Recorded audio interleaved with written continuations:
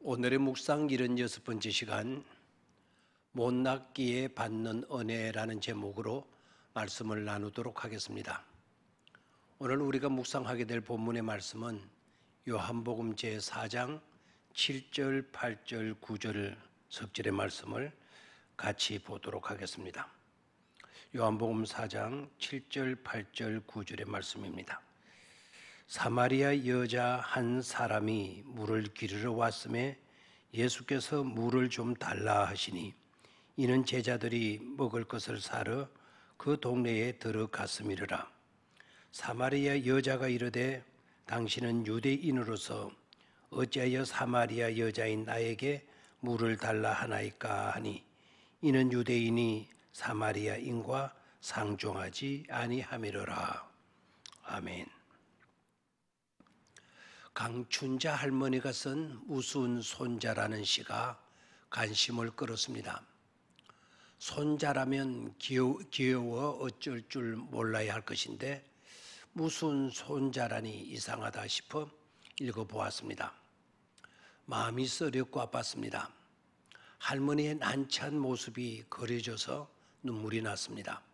한번 들어보시기 바랍니다. 어릴 적 할머니 다리에 누워 옛날 얘기를 들으며 잠이 들곤 했었는데 우리 손주는 책을 가져와 읽어달라고 하니 무서워 죽겠다.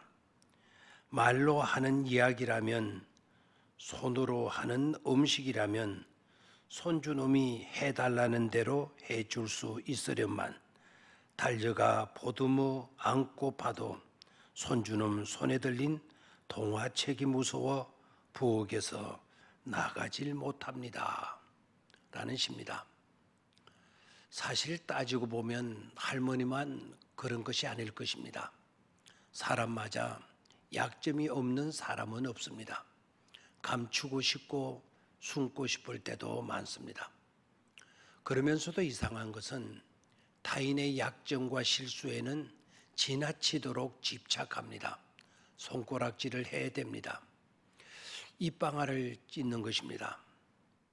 성경 이야기 가운데 수가성 여인 또는 사마리아 여인이 같은 케이스가 될 것입니다. 사마리아 여인은 많은 약점으로 인해 도피적 삶을 살았습니다.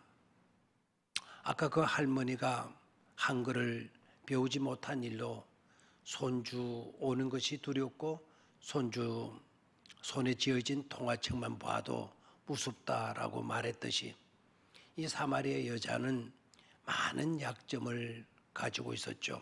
부끄러운 과거들을 갖고 있었던 것입니다.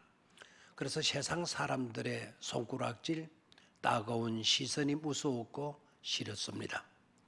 그러나 언제까지나 그렇게 살아서는 안 됩니다.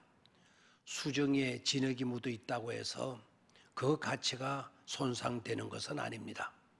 진흙은 깨끗이 씻어내면 되니까 말입니다. 예수님은 사마리아 여인을 만나주시고 말을 걸어주시고 물을 달라고 하셨습니다. 이것은 그냥 예사로운 일이 아닙니다.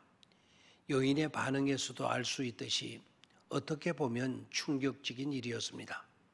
사마리아 여인의 대답을 보십시오. 당신은 유대인인데 어찌하여 저 같은 사마리아 여자에게 물을 달라고 하십니까? 했습니다. 맞습니다. 있을 수 없는 일입니다. 그러나 우리 주님은 모든 간섭을 깨뜨리시고 있을 수 없는 일을 있을 수 있는 일로 바꾸어 놓으셨습니다. 우리에게 있는 모든 약점, 실수, 허물의 모든 멍에를 벗겨 주셨습니다. 민족에게 민족의 간격을 제거하셨습니다. 성별의 갭을 없이 했습니다. 실수와 허물과 죄의 멍에를 벗겨 주셨습니다. 주님께서 불쌍한 여인에게 물을 달라고 한 것은 얻어 가지기 위해서가 아니라 주시기 위해서였습니다.